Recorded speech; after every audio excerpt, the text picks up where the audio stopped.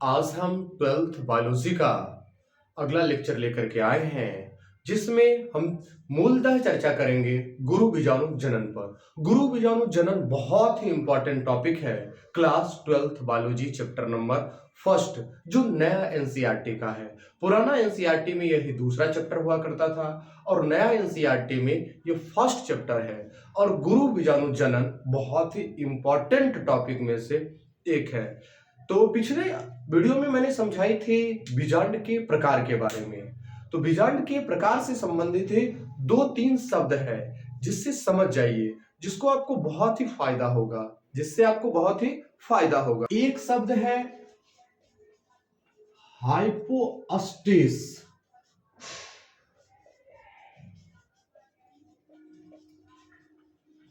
हाइपोस्टेस शब्द है आपका एपिस्टेस।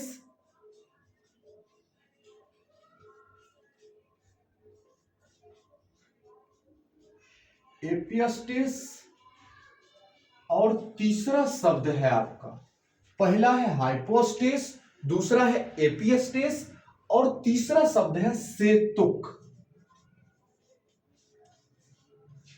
तीसरा शब्द है सेतुक। ऑब्ट्यूरेटर। ऑब्ट्यूरेटर सेतुक को कहा जाता है ऑब्ट्यूरेटर। क्या कहा जाता है बाबू? ऑब्ट्यूरेटर। सेतुक को ऑब्ट्यूरेटर कहते हैं। 3 शब्द हाइपोस्टेस, एपिस्टेस और सेतुक।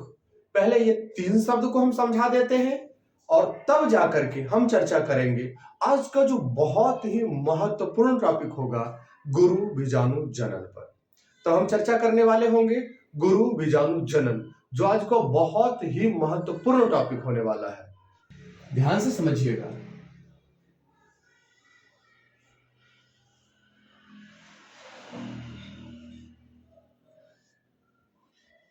ये बीजांड का संरचना हम बना रहे हैं। ये बीजांड का संरचना है। बीजांड के संरचना में ये होता है बीजांड वृंत। ये होता है बीजांड वृंत। इसे बोलते हैं बीजांड द्वार। इसे कहते हैं बीजांड द्वार। इसे बोलते हैं निभाग। बीच में थैलीनुमा संरचना को भ्रूणकोश। ये 3 कोशिका प्रतिमुखी कोशिका कहलाती है। ये 3 कोशिका अंड समुच्च कहलाती है। ये बीच वाला 2 केंद्रक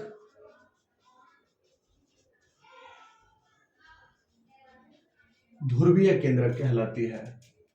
तो ये एक प्रारूपिक बीजांड की संरचना है।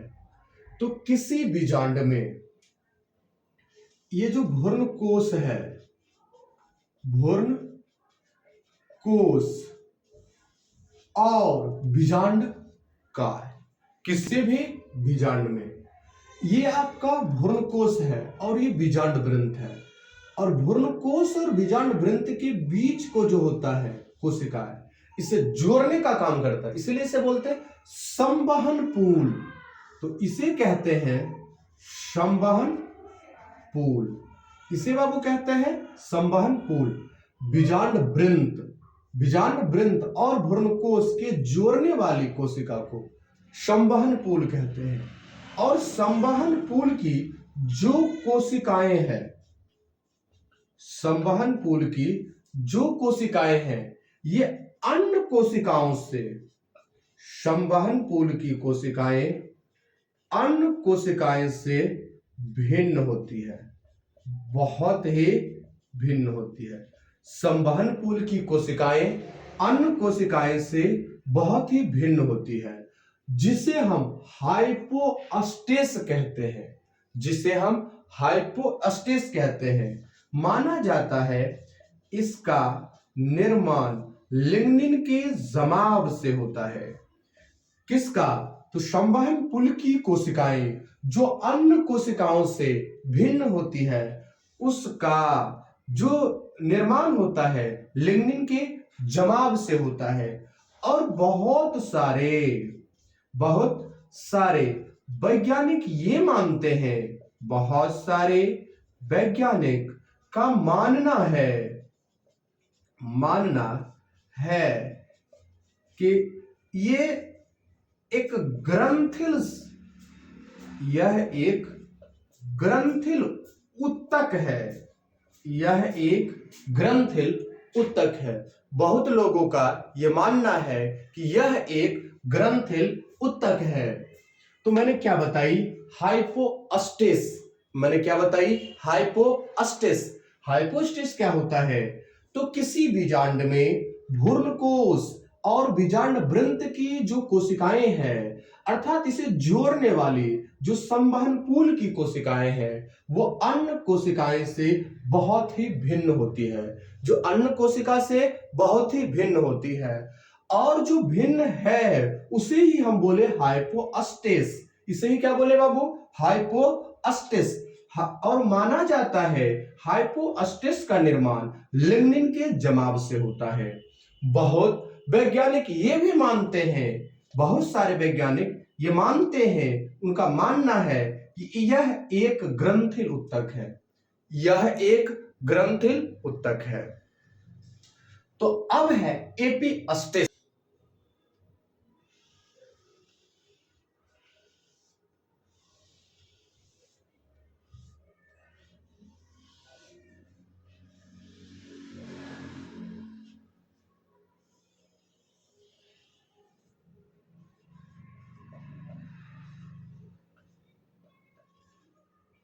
ध्यान से देखिए, यह एक बीजांड है। इसे बोलते हैं बीजांड वृंत। बीजांड वृंत। इसे बोलते हैं बीजांड द्वार। बीजांड द्वार। इसे बोलते हैं निभाग। और यह भ्रूणकोश। यह भ्रूणकोश। कभी कभी क्या होता है? कभी कभी ध्यान सुनिएगा, कभी कभी ये जो आपका है भ्रूणकोश, अर्थात इसमें जो बीजांड काय की कोशिकाएं हैं, तो बीजांड काय की कोशिकाएं तो भ्रूणकोश के बगल में अर्थात शीर्ष पर, कभी कभी बीजांड काय की कोशिकाएं इसके शीर्ष पर, किसके शीर्ष पर? तो भ्रूणकोश के शीर्ष पर प्याले नुमा संरचना बना लेती है। प्याले की जैसी संरचना में परिवर्तित हो जाती है। और जो प्याले नुमा संरचना बनाती है, कौन सा? बीजांड काय की कोशिकाएं। जो प्याले नुमा बाबू संरचना बनाती है बीजांड काय की कोशिकाएं, इसी को बोलते हैं एपिस्टेस। तो कभी कभी क्या होता है? तो जो बीजांड काय की कोशिकाएं हैं भ्रूणकोश के शीर्ष पर, अर्थात बीजांड द्वार की तरफ एक प्याले नुमा संरचना में परिवर्तित हो जाती है। एक प्याले नुमा संरचना में परिवर्तित हो जाती है, जिसे एपिस्टेस कहते हैं। जिसे बाबू एपिस्टेस कहते हैं। अगला बात मैं आपको समझा दूं, वो है सेतुक। तो ये भी बीजांड से संबंधित ही बात है। तो पहले बीजांड बना दें हम आपके सामने।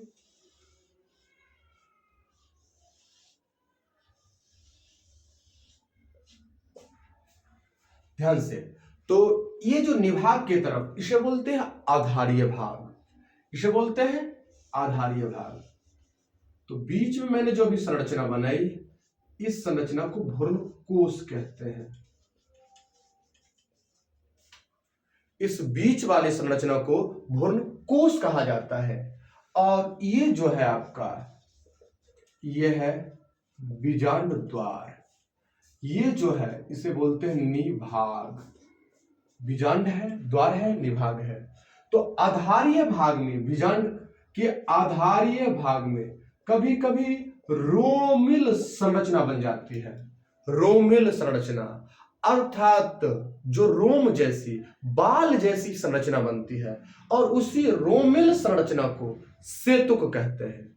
तो उसी रोमिल संरचना को बाबू सेतुक कहते हैं। उसी रोमिल संरचना को क्या कहा जाता है? सेतुक कहा जाता है। तो आशा करते हैं यहां तक समझ आ गई हो। आशा करते हैं यहां तक समझ। अभी मैंने आपको 3 चीज पढ़ाई, हाइपोस्टेस, एपिस्टेस और सेतुक। हाइपोस्टेस, एपिस्टेस और सेतुक। तो यहां तक अगर आपको समझ आई है तो अब हम आगे की टॉपिक गुरु बीजाणु जनन को इन डिटेल इन डेप्थ समझते हैं। तो आगे जो टॉपिक होने वाली है वो है आपका गुरु बीजाणु जनन। गुरु बीजाणु जनन जिसे बोलते हैं मेगा स्पोरोजेनेसिस भी। आप गुरु बीजाणु जनन को बहुत विस्तार पूर्वक और सही से समझना चाहते हैं तो आपसे एक अनुरोध है कि आप एक बार कम से कम बीजाणु जनन को इन डिटेल इन डेप्थ, अगर आपको लघु बीजाणु जनन इन डिटेल इन डेप्थ समझ आ गई तो आपको गुरु बीजाणु जनन भी इन डिटेल इन डेप्थ समझ आ ही जाएगी। तो चलिए अब चर्चा करेंगे सबसे पहले गुरु बीजाणु जनन पर। तो गुरु बीजाणु जनन क्या है? गुरु बीजाणु अर्थात मादा युग्मक, गुरु बीजाणु अर्थात क्या? मादा युग्मक के बनने की क्रिया को, गुरु बीजाणु अर्थात मादा युग्मक के बनने की क्रिया को ही गुरु बीजाणु जनन कहते हैं। तो यह एक मान लेते हैं नवीन बीजांड है।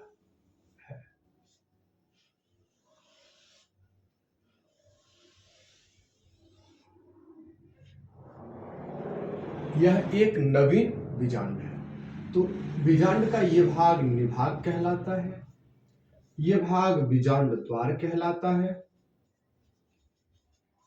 और इसे बीजांड वृंत कहते हैं। और इसके बीच में जो है ये समस्त मृदुतक कोशिकाओं का समूह होता है। ये जो समस्त मृदुतक कोशिकाओं का समूह होता है, इस मृदुतक कोशिकाओं के समूह को बीजांड काय कहते हैं। तो बाकी जो शेष भाग बच गया ये क्या कहलाया? बीजांड काय। बीजांड का ये भाग निभाग, ये बीजांड द्वार, ये बीजांड वृंत और शेष भाग ये कहलाता है बीजांड काय। बीजांड काय और बीजांड काय बनी होती है मृदुतक कोशिकाओं के समूह से, पेरेन्काइमा सेल से बना होता है। मृदुतक कोशिकाओं से बनी होती है। कौन? तो बीजांड काय। बीजांड काय किससे बनी होती है? तो बीजांड काय मृदुतक कोशिकाओं से मिलकर बनी होती है। तो बीजांड काय की मृदुतक कोशिकाओं में से सामान्यतः एक कोशिकाएं अपने आकार में बड़ी होगी, केंद्रक सुस्पष्ट होगा, जीव द्रव गाढ़ा हो जाएगी, जिसे हम बोलेंगे प्रपर्शु कोशिका। तो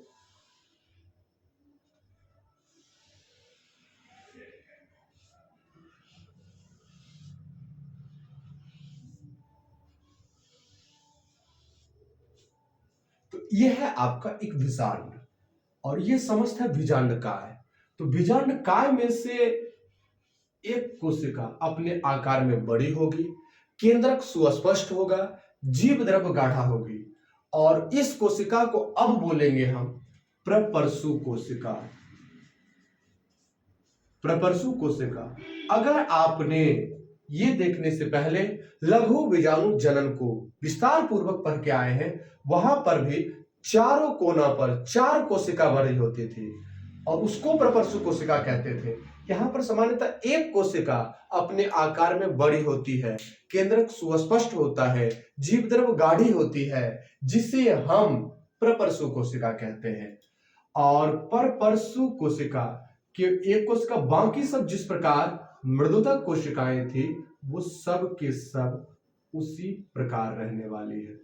बाकी सब के सब जो मृदुतक कोशिकाएं थी वो उसी प्रकार रहने वाली है। वो उसी प्रकार रहने वाली है। तो यह है बीजांड द्वार,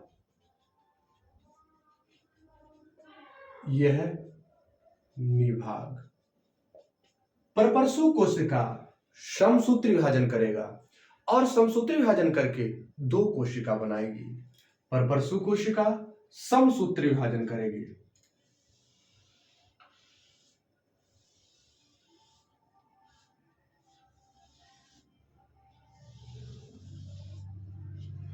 परपरसु कोशिका समसूत्री विभाजन करेगी। समसूत्री विभाजन करके दो कोशिका बनाएंगे, एक बाहर की ओर, एक अंदर की ओर। तो दो कोशिका बनेगी, एक बाहर की ओर, एक अंदर की ओर। बाहर की ओर की कोशिका को, ये जो बाहर की ओर है, इसे बोलते हैं प्राथमिक भित्तीय कोशिका। बाहर की ओर की कोशिका को कहते हैं प्राथमिक भित्तीय कोशिका, और अंदर की ओर की कोशिका को, बाहर की ओर को प्राथमिक भित्तीय कोशिका, और अंदर की ओर की जो कोशिका है प्राथमिक बीजाणु जनन कोशिका।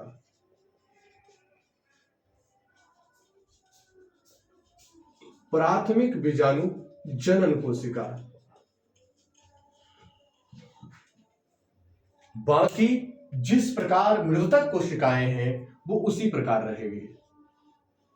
बाकी जिस प्रकार मृदुतक कोशिकाएं हैं वो उसी प्रकार रहेगी।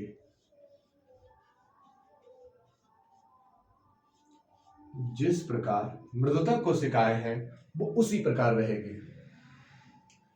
यह है बीजांड वृंत,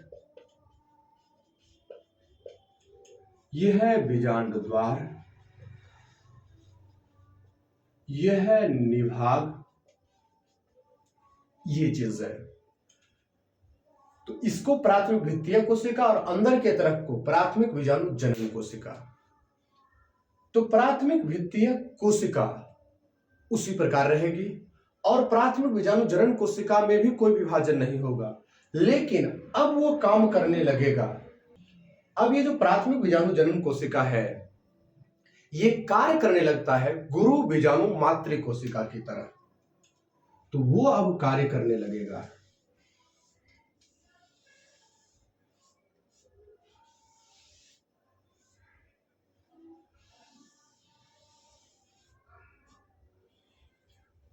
यह है निभाग, यह है बीजांड द्वार, यह है बीजांड वृंत, यह है बीजांड वृंत। और ये जो कोशिकाएं हैं, अब ये कोशिका बाहर की तरफ प्राथमिक भित्तीय कोशिका है और अंदर की तरफ जो कोशिका है अब ये कार्य करेगा गुरु बीजाणु मातृ कोशिका की तरह। गुरु बीजाणु मातृ कोशिका की तरह। मेगा स्पोर मदर सेल की तरह कार्य करेगा, गुरु बीजाणु मातृ कोशिका की तरह। और बाहर की तरफ है ये प्राथमिक भित्तीय सेल ही है, प्राइमरी आर्कियोस्पोरियल सेल, प्राथमिक भित्तीय सेल, प्राथमिक भित्तीय कोशिका। बाकी जो है उस प्रकार अब गुरु बीजाणु मातृ कोशिका अर्धसूत्री विभाजन करके 4 गुरु बीजाणु बनाएगा। गुरु बीजाणु मातृ कोशिका अर्धसूत्री विभाजन से, ध्यान से सुनिएगा, गुरु बीजाणु मातृ कोशिका अर्धसूत्री विभाजन करके, गुरु बीजाणु मातृ कोशिका अर्धसूत्री विभाजन करके अब ये करेगा। ये तो है प्राथमिक भित्तीय कोशिका। अब हम इसको नहीं दर्शाएंगे क्योंकि वो ना तो किसी भित्ति का निर्माण करता ना कुछ। अब केवल और केवल 4 कोशिका बनेगी। अब केवल और केवल 4 कोशिका बनेगी, 1 2 3 4। ये जो लघु बीजाणु मातृ कोशिका है ये अर्धसूत्री विभाजन किया और अर्धसूत्री विभाजन करके 4 कोशिकाएं बनाई और इस 4 कोशिका को गुरु बीजाणु कहेंगे। इस 4 कोशिका को गुरु बीजाणु कहेंगे, मेगा स्पोर कहा जाता है। और ये जो चारों कोशिकाएं हैं, ये जो गुरु बीजाणु या मेगा स्पोर है, 4 में से 3 अपहरासित हो जाती है, 4 में से 3 अपहरासित हो जाती है, और केवल एक जो सामान्यतः निभाग की ओर होती है, वो चारों को अपहरासित करके पोषण के रूप में पोषण के रूप में उपयोग करके ये अपने आकार में बड़ी हो जाती है। 3 अपहरासित हो गया, एक ही सक्रिय रहा, 3 निष्क्रिय और अपहरासित, एक सक्रिय रहा, और एक सक्रिय रहेगा तो अब क्या होगा वो बताते हैं।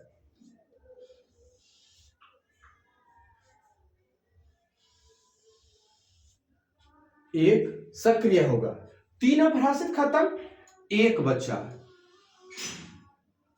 एक कोशिका, एक गुरु बीजाणु आकार में बड़ी हो चुकी है। आकार में बड़ी तो हुई है, अब इसके केंद्रक 3 बार समसूत्र विभाजन करेगा। एक है, पहला बार करेगा,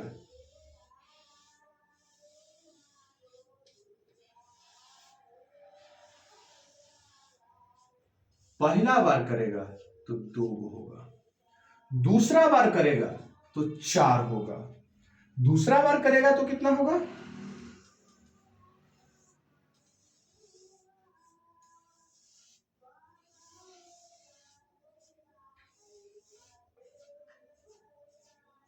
4 हुआ, तीसरा बार करेगा तो 8 होगा,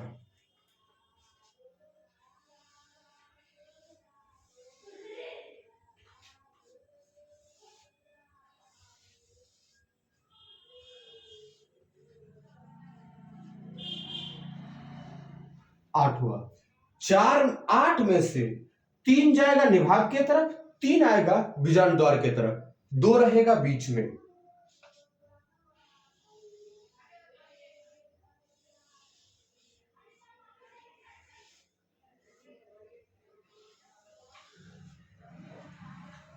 आठ में से 3 जाएगा यहां निभाग के तरफ और तीनों भित्ति निर्माण कर लेंगे। 3 आएगा कहां, बीजाणु द्वार के तरफ, तीनों पर भित्ति बन जाएगी, और 2 को बच जाएगा कहां पर, तो 2 बचेगा बाबू आपका बीच में, जिस पर भित्ति निर्माण नहीं होगी। अब इस संरचना को कहते हैं भ्रूणकोश। अब इस संरचना को बाबू कहते हैं भ्रूणकोश। ये जो 3 कोशिकाएं बनी है किधर, निभाग के तरफ, इस 3 कोशिका को कहते हैं प्रतिव्यासांत कोशिका। प्रतिव्यासांत कोशिका, या इसी को कहते हैं प्रतिमुखी कोशिका।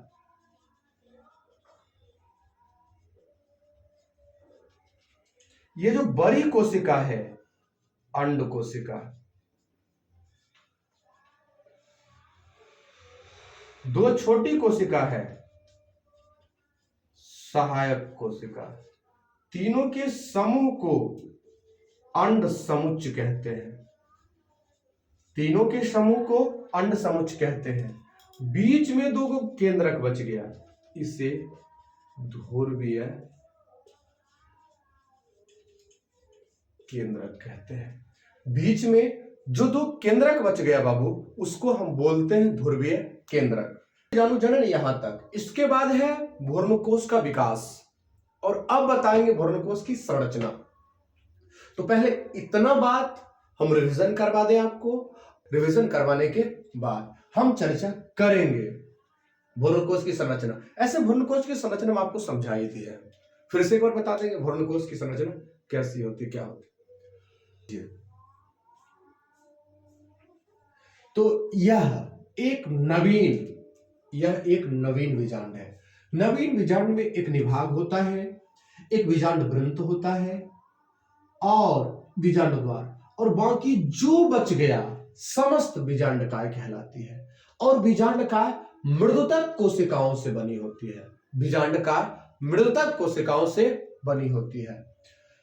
मृदुतक कोशिकाओं में से सामान्यतः एक कोशिका, अलग कुछ पादप में एक से अधिक होता है, लेकिन सामान्यतः एक कोशिका अपने आकार में बड़ी, केंद्रक सुस्पष्ट, जीवद्रव गाढ़ा हुआ। कहते हैं अब इस रिश्ता का क्या नाम दो, ये रिश्ता क्या कहलाता है? तो इस रिश्ता को कहते हैं परपरसु कोशिका। क्या कहते हैं बाबू? परपरसु कोशिका। परपरसु कोशिका करता है समसूत्र विभाजन, और समसूत्र विभाजन से दो कोशिका बनती है, एक बाहर की ओर, एक अंदर की ओर। बाहर की ओर की कोशिका को प्राथमिक भित्तीय कोशिका और अंदर की ओर की कोशिका को प्राथमिक बीजाणु जनन कोशिका। प्राथमिक भित्तीय कोशिका में कोई विभाजन नहीं होता है, लेकिन प्राथमिक बीजाणु जनन कोशिका ही अब कार्य करने लगता है गुरु बीजाणु मातृ कोशिका की तरह, मेगा स्पोर मदर सेल की तरह। गुरु बीजाणु मातृ कोशिका में अर्धसूत्री विभाजन, अभी तक समसूत्री हो रहा था, और गुरु बीजाणु मातृ कोशिका में अर्धसूत्री विभाजन से 4 कोशिका बनती है, जिस 4 कोशिका को गुरु बीजाणु कहते हैं, जिस 4 कोशिका को गुरु बीजाणु कहते हैं। अब ये जो 4 कोशिका बना है, जिसे आप गुरु बीजाणु कहते हो, गुरु बीजाणु कहते हो, इसमें से 3 कोशिकाएं अपहरासित अर्थात निष्क्रिय हो जाती है, और एक निभाग की ओर की कोशिका, निभाग की ओर की कोशिका सक्रिय रहती है, और तीनों कोशिकाओं को पोषण के रूप में उपयोग कर लेती है। कहता है मुझे अपनों ने लूटा, गैरों में कहाँ दम था, मुझे अपनों ने लूटा, गैरों में कहाँ दम था, मेरी कश्ती भी वहां डूबी जहां पानी कम था। इसे देखिए, ये 4 में से 3 को अपना ही बर्बाद कर दिया, और कहता है ना अपना ही, अपने से ही बच करके रहो, अपने से बचकर रहोगे तभी बेहतर होगा जीवन। क्योंकि अगर आप अपने से बचे रहोगे तो आप दुनिया में बहुत आगे जाओगे, क्योंकि हमेशा अपने ही डुबोने वाले होते हैं, अपने ही डुबोने वाले होते हैं। तो 3 कोई तो अपहरासित हो गया, खत्म। एक उसी को पोषण के रूप में व्यवहार किया, आकार में बड़ा मुष्टंड हो गया। अब ये कहलाता भ्रूणकोश। भ्रूणकोश के केंद्रक 3 बार समसूत्र विभाजन, पहला बार 2 गो, दूसरा बार 2 गो 4 गो, तीसरा बार 4 से 8, समसूत्र विभाजन से 8 केंद्रक बनाता है।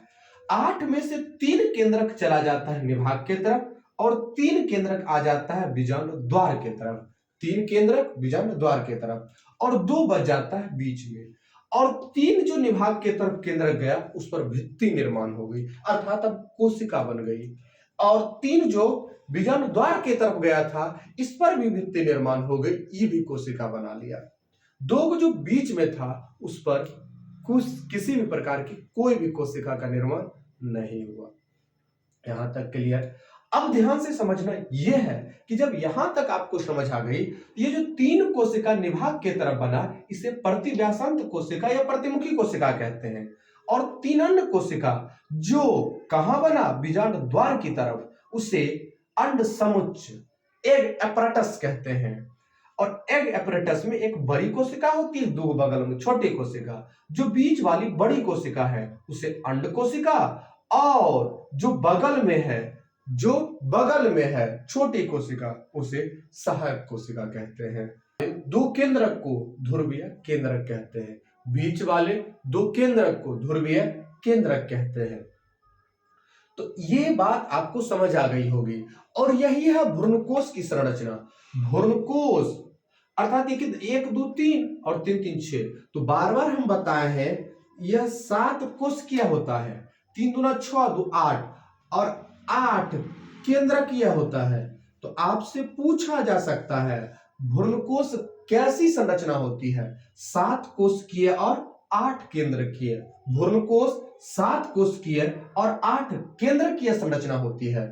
तो भ्रूणकोश एक थैलीनुमा संरचना होती है, भ्रूणकोश एक थैलीनुमा संरचना होती है, जिसमें 3 कोशिका बीजांड द्वार की तरफ, 3 कोशिका निभाग के तरफ, और बीच में 2 केंद्रक होता है, अर्थात एक बड़ी कोशिका होती है। निभाग के तरफ के 3 कोशिका को प्रतिमुखी कोशिका या प्रतिव्यासांत कोशिका कहते हैं, जबकि बीजांड द्वार के तरफ 3 कोशिका में बीच वाली बड़ी कोशिका को अंड कोशिका, और बगल वाले दो छोटी कोशिका को, बगल वाले दो छोटी कोशिका को सहायक कोशिका, बगल वाले दो छोटी कोशिका को सहायक कोशिका, बीच वाले बड़ी कोशिका को अंड कोशिका और बीच वाले केंद्रक को ध्रुवीय केंद्रक कहते हैं, ध्रुवीय केंद्रक कहते हैं। तो निषेचन के पश्चात, निषेचन के दौरान, पहले जान, निषेचन के दौरान अंड कोशिका नर युग्मक से संयुग्मित होकर के भ्रूण बनाता है, जबकि पर ध्रुवीय केंद्रक एक और नर युग्मक से संयुग्मित होकर के प्राथमिक भ्रूणपोष केंद्रक बनाता है, प्राथमिक भ्रूणपोष केंद्रक बनाता है। तो यह है आपका भ्रूण कोष की संरचना।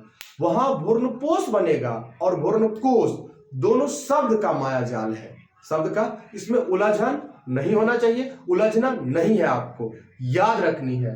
तो चलिए आज के एपिसोड को यहीं लॉक करते हैं, मिलते हैं आपसे अगले एपिसोड में। तब तक के लिए हंसते रहिए, मुस्कुराते रहिए और पढ़ते रहिए जीव विज्ञान महाराज सर के साथ।